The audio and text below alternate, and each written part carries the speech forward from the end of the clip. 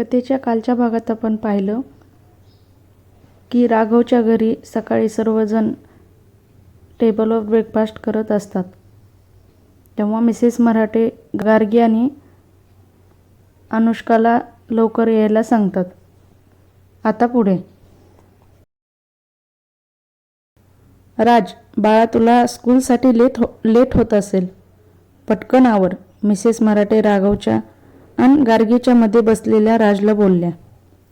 हो मॉम, माझं झालंच आहे. राज उठत बोलला. दादा, तू येतोय ना बरोबर? तुझं पण झालंय ना?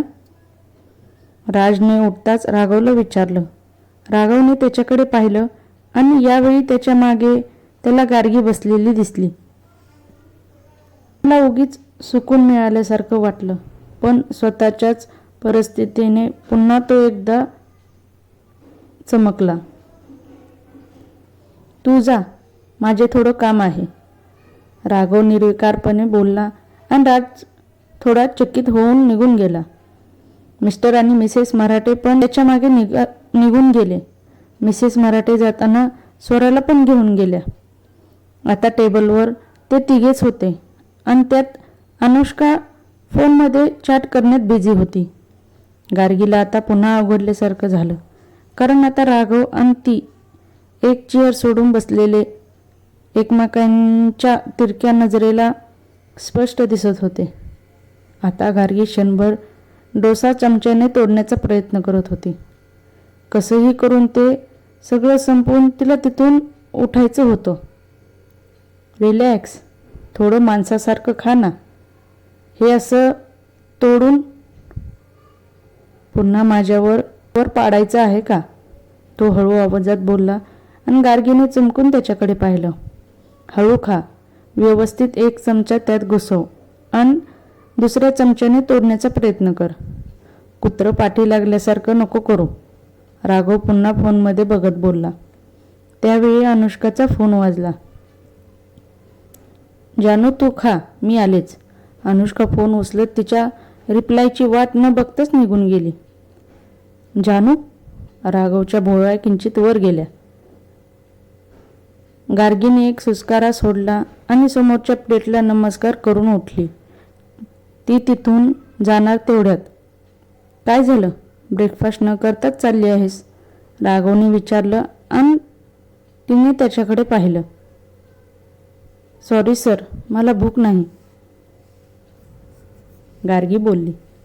भूक नाही की चमच्याने खाता आलं नाही? राघवने तिच्याकडे बघत विचारलं. नालायक, हा गेला असता तर नक्कीच पूर्ण खाल्लं असतं. एवढी भूक आहे? गार्गीने चेहरा नॉर्मल ठेवला. खरंच भूक नाही आहे सर, गार्गी बोलली आणि त्याचवेळी राघव उठून तिच्या जवळ आला. त्याच्या फ्रेश परफ्यूमचा सुगंध लगेच नाकात शिरला. नकळत ती एक पाऊल मागे झाली. रेखा काकू? त्याने तिच्याकडेच बघत हाक मारली. लगेच त्यांना रूम दाखवणारी नोकरानी तिथं हजर झाली. जी साहेब, रेखा बोलली. आपल्या शेफला सांगा उद्यापासून नाश्ता आणि जेवण दोन्ही पण महाराष्ट्रीयन पद्धतीने बनवा. आपल्यात आलेले गेस्ट आपल्यासारखे जेवण जेवत नाहीत. उगीच आपल्यामुळे ते उपाशी राहतील. राघव बोलला आणि रेखा थोडी चकित झाली. रेखा काकू, कळलं ना? कळलं का?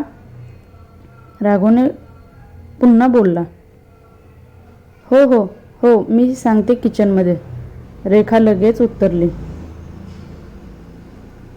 आणि हो, आत्ता लगेच पोहे बनवा आणि यांना द्या. जावा पटकन, राघव बोलला. रेखा लगेच तिथून आतमध्ये गेली. गार्गी आश्चर्याने त्याच्याकडे बघत होती. मला माझ्या एम्प्लॉईची खूप काळजी असते. ते जर उपाशी असतील तर काम कसं व्यवस्थित करणार? हा, राघव बोलला. एवढे उपकार करायची गरज नाही. मिडल क्लास लोक स्वतःची काळजी घेऊ शकतात. त्यांना कुणाच्या भुकेची गरज नसते. आणि हो, आम्ही लोक आमच्या कामात एकदम इमानदार असतो. मग पोटात अन्न असो किंवा नसो, आम्ही काम करतोच.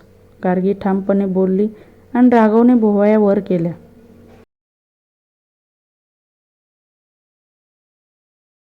Oh really?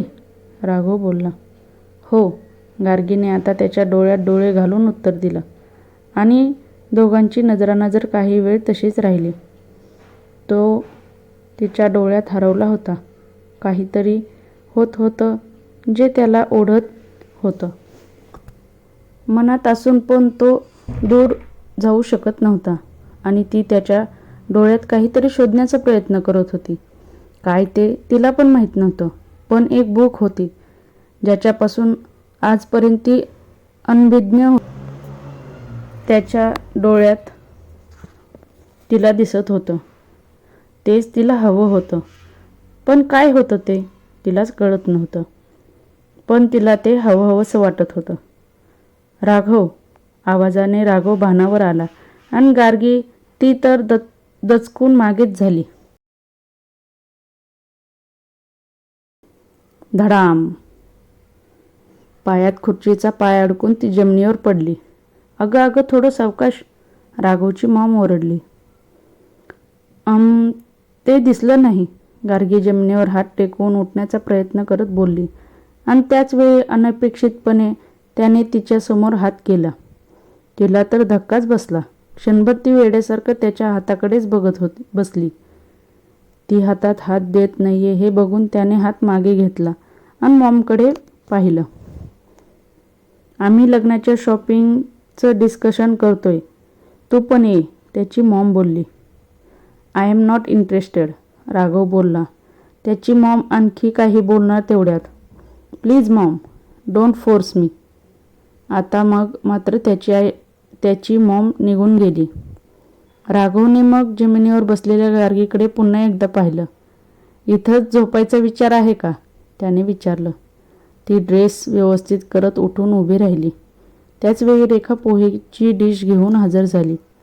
थँक्यू काकू, पण मला हे नको, मला आता भूक नाही, गार्गी रेखाला बोलली. आणि राघवला राग आला.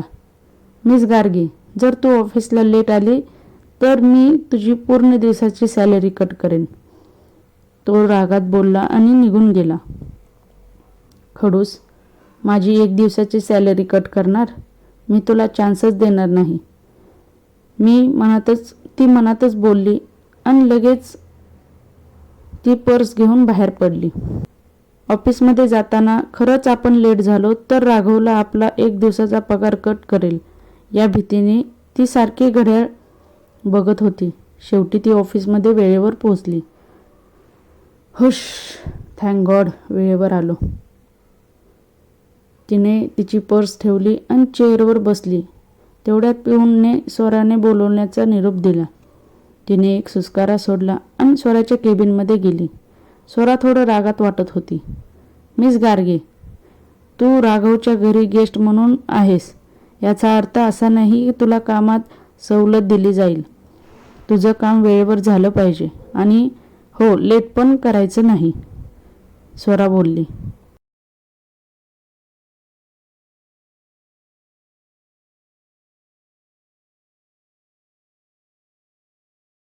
येस मॅडम, तसंही मी कधीच लेट करत नाही, गार्गी बोलली. ओके ओके, जा आता, स्वराने तिच्याकडे दुर्लक्ष करत बोलली. ही काय एवढी रागवली आहे? दोघं गर्लफ्रेंड बॉयफ्रेंड सेम आहेत, शोभतात एकामेकांना. गार्गीने एक दीर्घ श्वास घेतला आणि बाहेर पडली. गार्गी आज ऑफिसमधून लवकरच घरी आली. अनुष्काने फोन करून तिला बोलवलं होतं. ती तिच्या रूममध्ये गेली आणि अनुष्का अगोदरच येऊन बसलेली होती. अनुष्का, काय झालं, लवकर का बोलवलं, गार्गीने पर्स बेडवर ठेवत विचारलं. जानू, राघव तुझा बॉस आहे, अनुष्काने तिला विचारलं. हो ग, गार्गीने होकार दिला. तू सांगितलं नाहीस. आणि ती स्वरा पण तुझी बॉस आहे ना. जानू, अगं सकाळी ती तुझ्याकडे रागात बघत होती, मला तर जाम भीती वाटली तिची. तू थोडं सांभाळून राहा, अनुष्काने काळजी व्यक्त करत बोलली.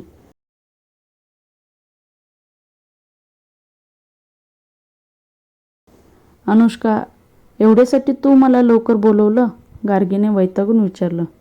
नाही ग, ते सकाळी जाऊ दे, मंदार परत आलाय. उद्या सकाळी घरात पार्टी ठेवली आहे. त्याचे मित्र आणि मैत्रिणी येणार आहेत. म्हणून म्हटलं तुला तयारीला वेळ हवा, म्हणून लवकर बोलवलं, अनुष्का बोलली. अनु, पार्टी उद्या आहे आणि तू मला आत्ता लवकर बोलवलं. तू पण ना. जाऊ दे, असंही मला पार्टीमध्ये जायला नाही आवडत. मी कधी अटेंड पण नाही करत. सो प्लीज, गार्गी तिला बोलली. तुझा नकार नकोय मला. तू येणार आहेस आणि हे फिक्स आहे. तुझ्यासाठी मी ड्रेस पण घेतला आहे. बस.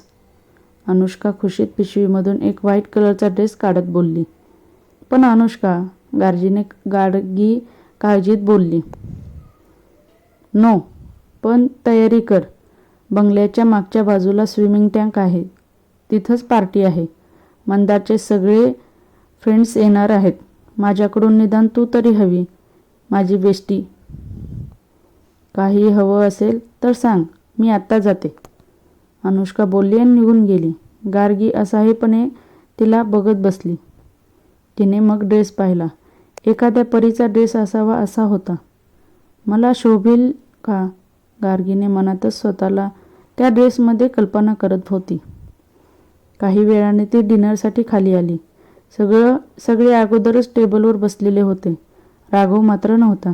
तिने मनातच देवाचे आभार मानले आणि मग ती पण अनुष्काच्या शेजारी जाऊन बसली.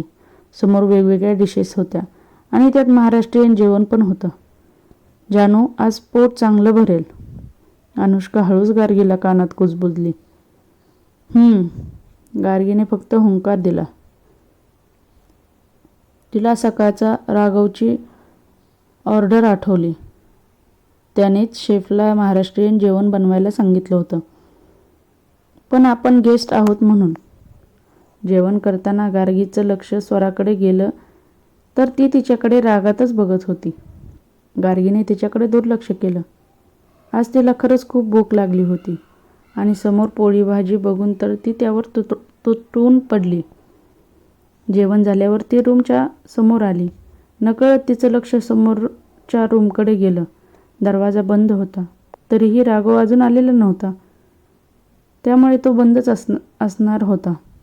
ती मग तिच्या रूममध्ये आली आणि बेडवर पडली. तिने तिची पुस्तकं काढली आणि अभ्यास सुरू केला. काही वेळाने बाहेरून दरवाजा उघडण्याचा आवाज आला. तिने घड्याळ पाहिलं तर रात्रीचे 1 वाजून गेले होते. एवढा लेट हा काय करत असेल? गर्लफ्रेंड पण घरीच आहे, मग कोणाकडे गेला असेल? गार्गी दातात पेन पकडून विचार करत होती. आपण का त्याचा विचार करतोय? पण खरंच कुठं गेला असेल? तिने मग हळूच दरवाजा उघडून पाहिलं, पण समोरचा दरवाजा बंदच होता.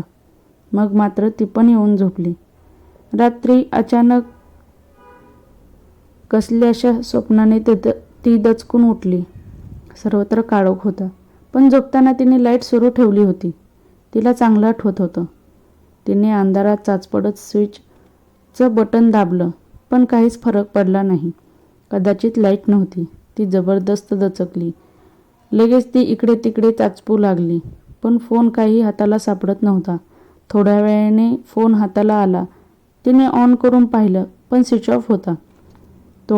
ती आता जास्तच घाबरून इकडे तिकडे फिरू लागली, पण काहीच दिसत नव्हतं.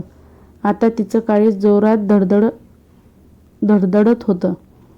अगोदरच स्वप्न पडलं होतं तिच्या भूतकाळातल्या दुःखद आठवणींचं, आणि त्यात आता तिला काहीच दिसत नव्हतं. दरवाजाच्या दिशेने सरकली. कदाचित बाहेर थोडा उजेड असेल म्हणून. तिने दरवाजा उघडला, पण बाहेर पण काळोख होता. आता तिचा संयम सुटू लागला. लगेच स्वप्नातल्या कडू आठवणी डोळ्यासमोर आल्या आणि तिचे डोळे पाण्याने डबडबले. कुठे जायचं काहीच कळत नव्हतं. ती तशीच मठ्ठसारखी दारात उभी राहिली आणि त्याचवेळी एक आकृती तिच्यासमोरून पळत गेल्यासारखी वाटली. की तिला भास झाला माहीत नाही, पण तिच्या तर काळजाचा ठोकाच चुकला. आता मात्र पळत ती समोरच्या रूमजवळ गेली आणि तिने दरवाजा वाजवला. तिचा दरवाजावरचा हात थरथर कापत होता. ती घामाने पूर्ण भिजली होती. काही वेळातच दरवाजा उघडला आणि समोर राघव फोनची टॉर्च घेऊन उभा होता. त्याचा टॉर्च चेहऱ्यावर पडताच तिने हात डोळ्यासमोर पकडला. काय झालं? त्याने तिला भेदरलेल्या चेहऱ्याकडे पाहून विचारलं. टॉर्चचा प्रकाश बाजूला केला. लाईट नाहीये, ती कशीबशी बोलली. सो? राघव बोलला. भीती वाटते. ती आता रडकुंडीला आलेली. कशाची? राघवने आश्चर्याने.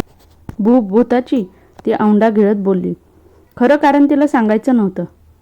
व्हॉट? भूत? त्याच्या नजरेत आश्चर्य आणि छल दोन्ही होतं.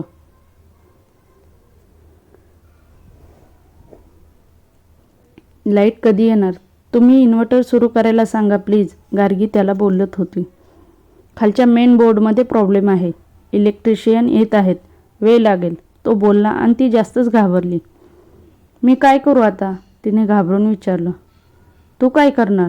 जा आणि झोप, तो थोडा वैतागून बोलला. मला झोप नाही येत आणि अंधाराला खूप घाबरते मी. प्लीज मला तुमचा फोन द्या. माझा फोन स्विच ऑफ झाला आहे. मी त्या बदल्यात ऑफिसमध्ये एक्स्ट्रा काम करेन, ती बोलली आणि मनातच स्वतःच्या मूर्खपणाला शिव्या घालत होती. पण तिचा नाविलाज होता. तिला अंधारात राहायचं नव्हतं आणि असं अनोळखी घरात अनुष्काला शोधायला जायचं म्हणजे बाकी सगळं पण थोड्या वेळात झालं असतं. थोडा वेळ असाच शांततेत गेला. तिला वाटलं तो रागावला आहे. सॉरी सर, ती भीतीच्या आवाजाने बोलली आणि मागे वळली. भीतीची एक लहर तिच्या सर्वांगाला गोठवून गेली. त्याचवेळी गार्गी असा आवाज आला. तिने लगेच मागे वळून पाहिलं. आता त्याच्या हाकेने तिला काहीतरी जाणवलं जे खूप स्पेशल होतं. पण तिने विचार झटकला आणि त्याच्याकडे पाहू लागली. कम, तो बोलला आणि ती चकित झाली. हा आतमध्ये का बोलवतो आणि तेही इतक्या रात्री? ती दचकली. नाही, मला फक्त फोन द्या, ती म्हटली. मी माझा फोन कोणालाच देत नाही, तो बोलला. मग टॉर्च द्या, ती बोलली आणि त्याच वेळी त्याने तिचा हात पकडला आणि तिला आतमध्ये ओढून घेतलं. तिच्या पायाखालची जमीनच हादरली. सर, काय करताय? ती घाबरून दरवाजाकडे पळाली. पण तोपर्यंत त्याने दरवाजा बंद केला होता. तुला भीती वाटते ना? चल, कंपनी देतो, तो बेडकडे जात बोलला. मला नाही वाटत भीती, ती दरवाजा अनलॉक करण्याचा प्रयत्न करत बोलली. पण दरवाजा उघडत नव्हता. फिंगर लॉक आहे, नाही उघडणार, तो बेडवर बसत बोलला आणि गार्गीला आता राग आला. हे बघा, दरवाजा उघडा, मला जायचं आहे. कोणी पाहिलं तर काय विचार करतील? प्लीज, ती शांतपणे बोलली. पण मनात मात्र राग, द्वेष आणि भीतीचं डोंब उसळला होता. Come and sit, let's talk, तो आळस देत बोलला. मला इंटरेस्ट नाहीये, प्लीज दरवाजा उघडा, ती आता काकुळतीने बोलली. तुझ्यामुळे माझी झोप मोडली, आता मला एंटरटेन कर, तो थोडा रागात बोलला आणि ती शॉक झाली. हा काय डोक्यावर पडला आहे का? मी काय टीव्ही आहे का एंटरटेन करायला, आणि तेही इतक्या रात्री? सर प्लीज, ती बोलली. I said come here and talk with me, तो बोलला. तेवढ्यात तिचं लक्ष टेबलवरच्या की कार्डकडे गेलं. लास्ट टाइम त्यानेच तिला लॉक कसं करायचं आणि कसं काढायचं ते शिकवलं होतं, आणि त्यात असं कार्ड वापरून लॉक ओपन पण होत होतं. ती पटकन त्या टेबलाकडे धावली आणि हाताने कार्ड घेणार तेवढ्यात त्याने ते उचललं. डोंट बी ओव्हर स्मार्ट, तो कीकार्डचा हात वर करून हसत बोलला. आणि ती एकटक त्याच्याकडे पाहू लागली, कारण आज पहिल्यांदा ती त्याला हसताना बघत होती. आणि हसताना तो खूप जास्त हँडसम दिसत होता, अगदी स्वप्नातल्या राजकुमारासारखा. पण मग लगेच ती भानावर आली. तिने रागात त्याच्या हातातल्या कार्डकडे पाहिलं आणि आता सरळ बेडवर चढून ती त्याच्या हातातून कार्ड घेण्याचा प्रयत्न करू लागली. त्याला हे अनपेक्षित होतं. तो पण लगेच बेडवर उठून उभा राहिला आणि हात आणखी वर केला. आता मात्र तिने त्याची कॉलर पकडली आणि हात वर करून त्याच्या हातातून की घेण्याचा प्रयत्न करू लागली. Gargi, what are you doing? Leave.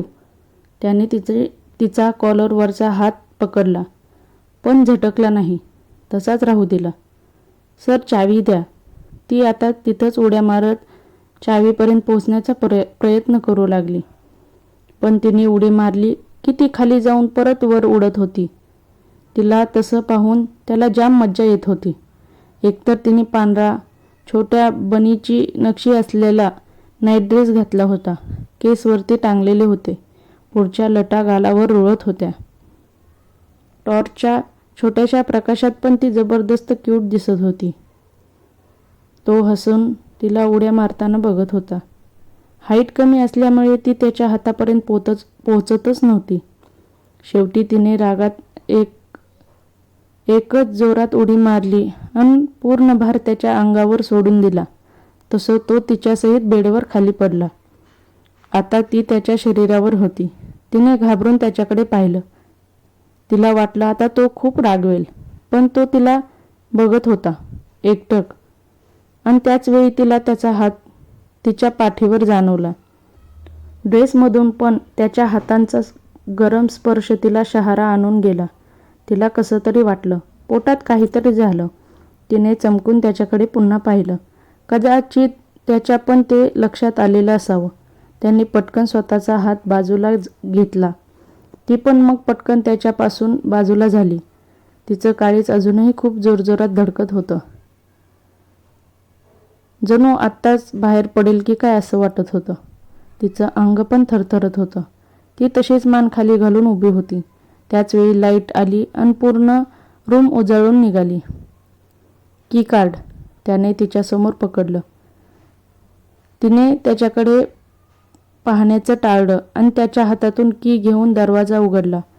दरवाजा उघडताच ती तिच्या रूममध्ये गेली आणि मग तिने दरवाजा बंद करून पाठ टेकली. हुश, काय होत होते हे? एवढी वेगळी भावना होती. आज आपण काय करत होतो, काय अनुभवत होतो, आणि त्यातही आपल्याला त्याचा राग पण आला नाही. एवढे मूर्ख आहोत आपण, मोठे आहोत, तरीही लहान मुलीसारखं उड्या मारत होतो. आपल्याला कळलं कसं नाही की यात काहीही होऊ शकतं. आज त्याचा हात, केवढे बावळट आहे ना मी. नो, मला काहीच आठवायचं नाहीये. आणि त्याच्या बाबतीत तर मुळीच नाही.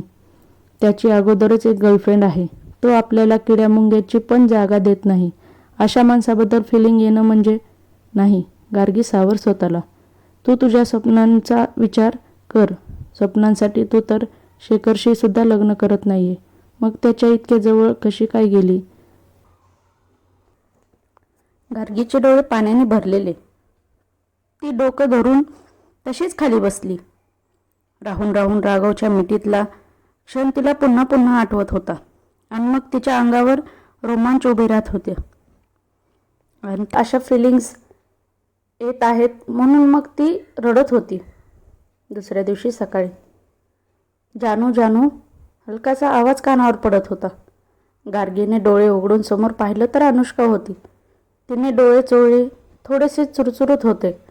मग ती उठून बसली. ओ मॅडम, कुठे रात्रपाळी करायला गेली होती? डोळे बघ केवढे लाल झालेत. अनुष्का तिच्या लालसर डोळ्यात बघत बोलली. गार्गीला लगेच रात्रीचा किस्सा आठवला आणि आता पण तिला कसं तरी वाटलं. कुठे नाही ग, एक्झाम जवळ येते म्हणून अभ्यास करत होते. गार्गी कशीबशी बोलली. बरं, रेडी हो पटकन, थोड्याच वेळात सगळे जमतील, अनुष्का तिला बोलली. अनु, मला ठीक वाटत नाही. प्लीज आज तू एकटीच जा ना, गार्गी विनवणी करत बोलली. अनुष्काने थोडं रागात तिला पाहिलं, पण तिचे लालसर डोळे पाहून ती मात्र शांत झाली. बरं, मी कोणाला तरी ब्रेकफास्ट पाठवायला सांगते. ओके, ती बोलली आणि गार्गीने मनातच हुसकारा सोडला. आता किमान राघव समोर जावं तरी लागणार नाही. कालच्या प्रसंगाने तिला खरंच खूप ऑकवर्ड वाटत होतं. अनुष्का निघून गेली. मग गार्गी तयार होऊन पुन्हा बेडवर बसली. आज तिला ऑनलाईन लेक्चर होतं.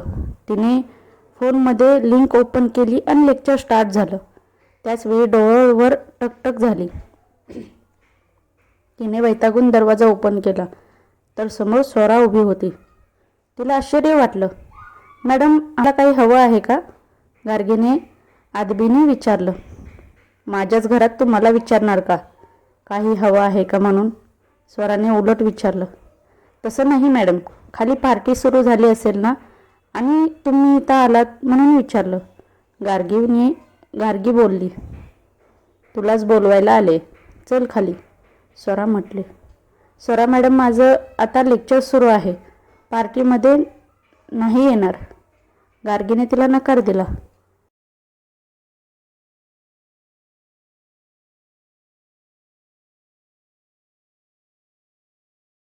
नो नो, तू आमची गेस्ट आहेस, अनुष्काची बेस्ट फ्रेंड, तुला तर यायलाच लागेल. राघवची ऑर्डर आहे. स्वरा खोटे बोलली. पण राघवची ऑर्डर ऐकून गार्गी चपापली. नाही मॅडम, तुम्ही सरांना सांगा ना माझा प्रॉब्लेम, गार्गी तिला बोलली. हे बघ, पटकन तयार हो, नाहीतर मी तुला असंच ओढत घेऊन जाईन, ओके? स्वरा हसत पण दम देत बोलली. Madam please. गार्गी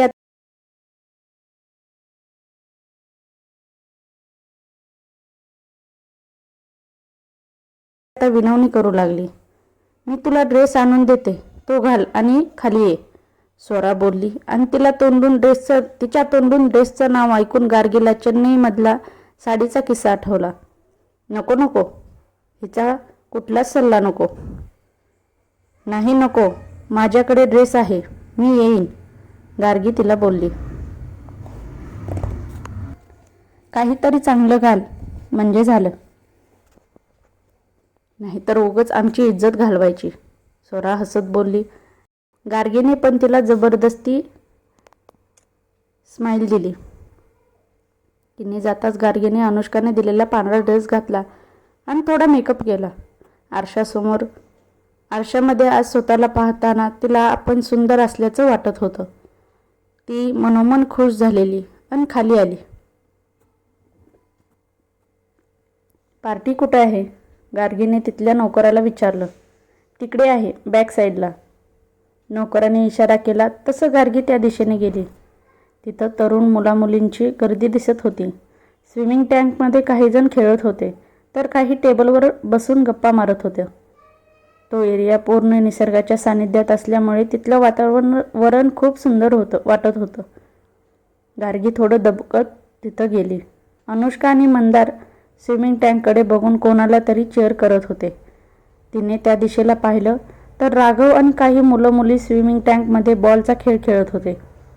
तिथल्या बऱ्याचशा मुली फक्त राघवच्या जवळपास घुटमळत होत्या. त्यांना पाहून लगेच कळत होतं की त्या राघवशी लगट करण्याचा प्रयत्न करत होत्या. स्वरा पण त्यांच्यात सामील होती. शी, हिला असं कसं खपत असेल, असं आपला बॉयफ्रेंड दुसऱ्या मुलींच्या घोळक्यात सोडायला काहीच कसं वाटत नसेल.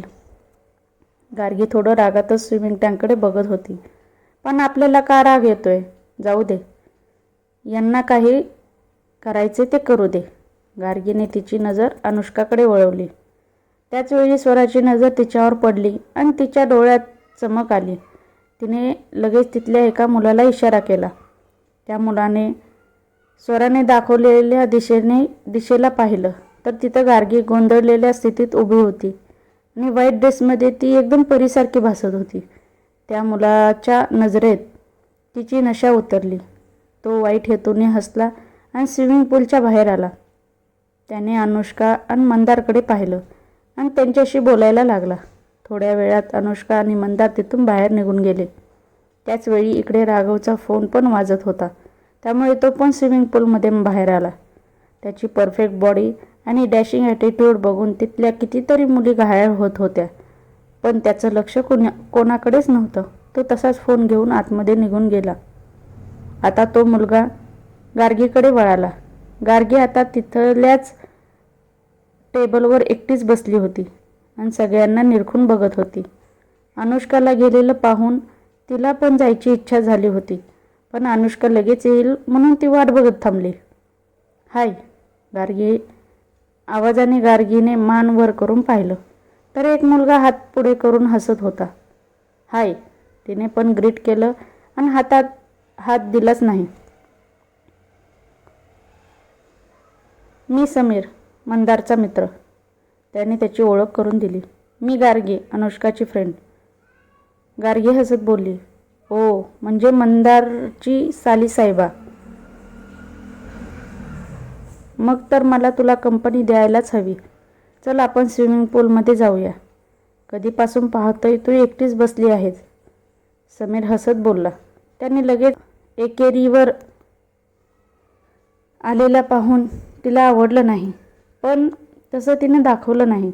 नाही नको, मला पाण्यात पोहता येत नाही, गार्गी नम्रपणे बोलली. स्विमिंग पूलमध्ये यायला पोहायला जमायला हवंच असं नाही. चल ना प्लीज, समीर इन्सिस्ट करून बोलला. प्लीज, मला नाही जमणार, तुम्ही जाऊ शकता, आता तिने स्पष्ट सांगितलं. अरे असं कसं, मी काही ऐकून नाही घेणार, चल, असं म्हणून समीरने डायरेक्ट तिचा हात पकडला. आता मात्र गार्गीला राग आला.